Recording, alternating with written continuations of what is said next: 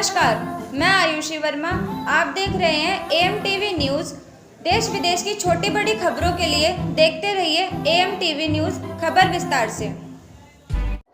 अधिकार धारा ट्रस्ट और हृदय फाउंडेशन के संयुक्त तत्वावधान में लोहे के पुल पर स्थित बस्ती में मनाया गया गणतंत्र दिवस पर्व। दिल्ली उत्तर पूर्व दिल्ली के शास्त्री पार्क एरिया में लोहे के पुल के पास यमुना खादर की झुग्गियों में अधिकार धारा ट्रस्ट व हृदय फाउंडेशन एनजीओ ने वहां पर रहने वाले बच्चों के साथ गणतंत्र दिवस पर्व के उपलक्ष्य में देशभक्ति कार्यक्रम कराया।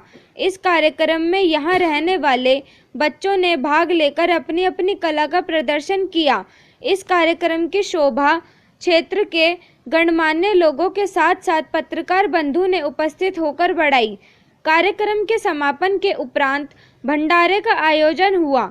पत्रकार बंधुओं के पूछे गए सवालों का जवाब देते हुए दोनों एनजीओ की चेयरपर्सन ने बताया कि यहां पर काफ़ी झुग्गियां बसी हुई हैं। इनमें रहने वाले बहुत बच्चे आज के समय में भी शिक्षा से वंचित चल रहे हैं। इन बच्चों की शिक्षा को मद्देनजर रखते हुए अधिकार धारा ट्रस्ट की राष्ट्रीय अध्यक्ष सविता चौधरी व हृदय फाउंडेशन के राष्ट्रीय अध्यक्ष सुमन सिंह ने एक साथ मिलकर इन बच्चों को शिक्षा देने का 15 अगस्त 2022 को एक अभियान 10 बच्चों को लेकर शुरू किया। इन दोनों एनजीओ के चेयरपर्सन की मेहनत रंग लाने लगी। धीरे धीरे बच्चों की संख्या में इजाफा होने लगा।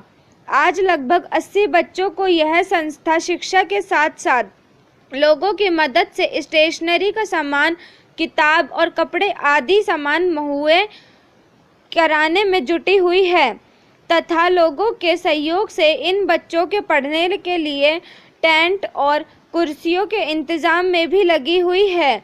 इस कार्यक्रम में अधिकार धारा ट्रस्ट की सविता चौधरी, कपिल ढाका, राजीव मिश्रा, संतोष मिश्रा, मोहम्मद जावेद, प्रेमलता साहित काफ़ी सदस्यगण मौजूद रहे तथा हृदय फाउंडेशन के सुमन सिंह, सुरेंद्र सिंह, प्रमोद, साधना, लक्की तोमर, दीपक भोज सहित काफ़ी सदस्य उपस्थित रहे।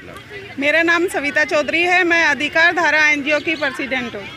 थोड़ा जानना चाह रहे थे कि कितने बच्चे आपके यहाँ पे इस एनजीओ के अंदर पढ़ते होंगे? जो हमारे एनजीओ के अंदर 70 बच्चे हैं जो पढ़ रहे हैं और ये बढ़ते ही जा रहे हैं, मतलब कम नहीं हो रहे हैं। अच्छा, आपका उद्देश्य क्या है इनको पढ़ाने का? ये है कि इन्हें एजुकेशन मिले और ये आगे बढ़े।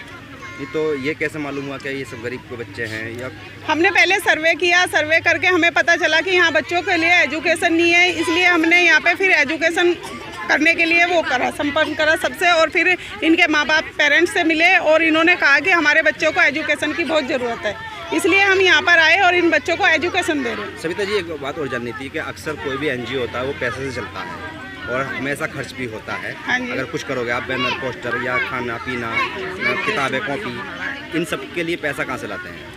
जो भी कुछ हम कमाते हैं, हमारे पास और भी केस आते हैं, घरेलू हिंसा के आते हैं, और हम आपस में सब मिलकर हमारी मदद करते हैं जिससे हम इन बच्चों को एजुकेशन देते हैं। हमारे पास गवर्नमेंट से कोई फंड नहीं आता, हम अपने पास से ही सब इकट्ठे होकर सारे इन बच्चों को एजुकेशन देते हैं। एक सवाल और आपसे ये है कि कितने लोग होंगे आपसे जुड़े हुए जो कि आपकी मदद करते होंगे? अंदाज़ा हमारे पास कम से कम 100-150 हैं जो हमारी हेल्प करते हैं। अच्छा। कुछ गांधीनगर के हैं, कुछ डीएलएफ अंकुर बिहार के हैं, कुछ करावल नगर से हैं। जो हमारी एनजीओ में जुड़ते हैं वो सब इन बच्चों के लिए हेल्प करते हैं। ठीक, शुक्रिया। और बच्चों के लिए क्या क्या सुविधाएं हैं?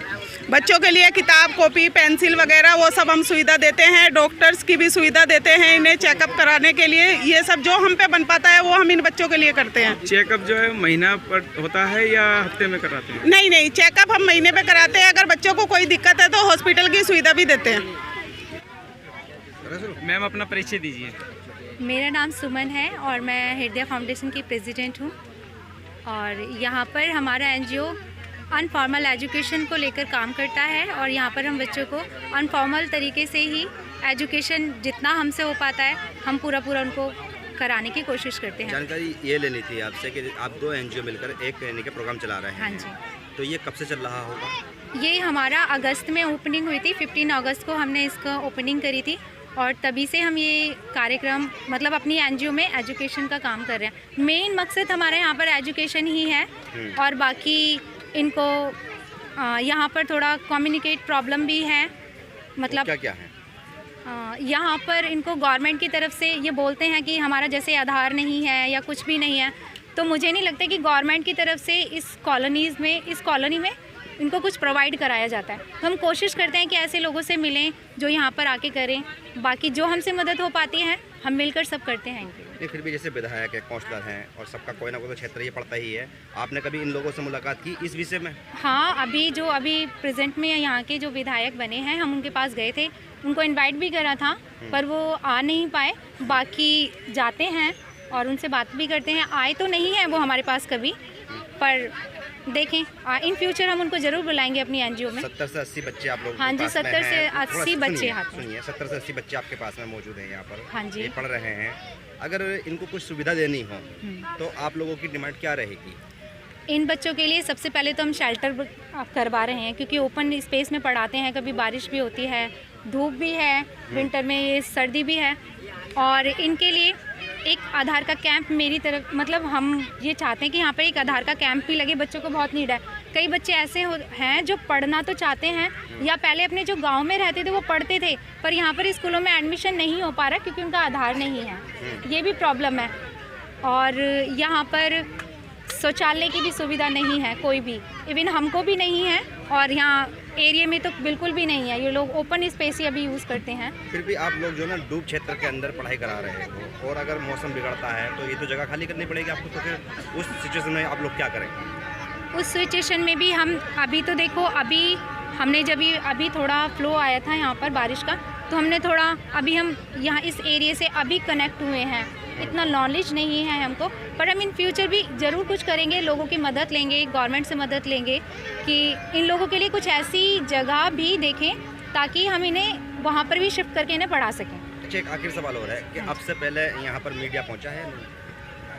अब से पहले तो मैं तो यहाँ पर 15 अगस्त से हूँ, तो मैं 4 महीने में तो हम जो कोई प्रोग्राम करते हैं तो आती है मीडिया कवरेज करने के लिए आते हैं। ठीक। हाँ okay, thank you. Thank you.